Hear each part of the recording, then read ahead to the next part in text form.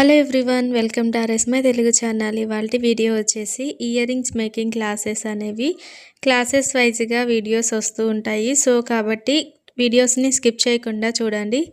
So ఎవరైనా subscribe చేసుకోకపోతే ఛానల్ని సబ్స్క్రైబ్ చేసుకోండి, పక్కన ఉన్న బెల్ బటన్ యాక్టివేట్ చేసుకోండి. ఇలా చేయడం వల్ల ఎప్పుడు వీడియోస్ అప్లోడ్ చేసినా కానీ మీకు నోటిఫికేషన్ వస్తాయి. ఇంతకు ముందు వీడియోలో ఆల్రెడీ ఇయర్ రింగ్స్ మేకింగ్కి కావాల్సిన రా మెటీరియల్స్ గురించి ఒక వీడియో చేశాను.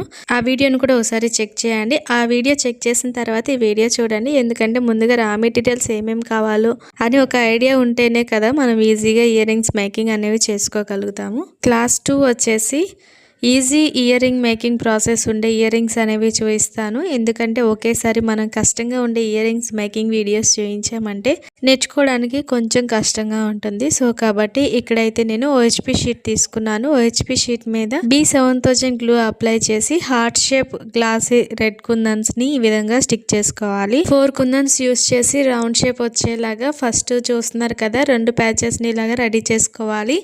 అండ్ నెక్స్ట్ వచ్చేసి 6 కుందన్స్ యూస్ చేసి రౌండ్ షేప్ వచ్చేలాగా ఈ విధంగా స్టిక్ చేసుకోవాలి. అండ్ మిడిల్లో మరలా గ్లూ అప్లై చేసుకొని B7000 గ్లూని యూస్ చేసి మిడిల్లో మరలా 4 కుందన్స్ యూస్ చేసుకొని ఇలాగా స్టిక్ చేయాలి.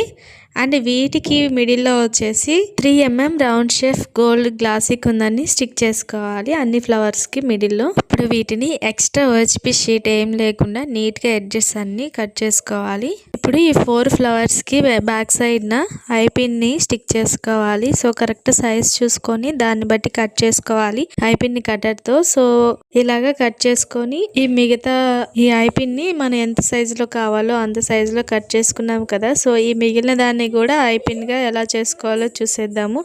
సో వీడియోలో చూపిస్తున్న విధంగా నోస్ ప్లయర్తో కొద్దిగా ఇలా బెండ్ చేసి ఈ విధంగా ఫోల్డ్ చేసేసేయాలి. ఐపిన్ రెడీ అయిపోతుంది. ఇప్పుడు ఇలా రెడీ చేసుకున్న ఐపిన్స్ని ఇలాగా బ్యాక్ సైడ్న స్టిక్ చేసుకోవాలి. B7000 గ్లూ అప్లై చేసుకొని స్టిక్ చేసుకోవాలి. ఇప్పుడు ఈ చిన్న ఫ్లవర్కి బ్యాక్ సైడ్న మరలా B7000 గ్లూ అప్లై చేసుకొని దీనికి ఇయర్ రింగ్స్ బేస్ని ఇలాగా స్టిక్ చేసేసుకోవాలన్నమాట. ఇదే విధంగా మరొక చిన్న ఫ్లవర్కి కూడా ఇయర్ రింగ్ బేస్ని అటాచ్ చేసుకోవాలి. ఇప్పుడు ఈ 4 ఫ్లవర్స్కి బ్యాక్ సైడ్న వ్యాక్స్ షీట్ని B7000 గ్లూ అప్లై చేసుకొని స్టిక్ చేసుకోవాలి.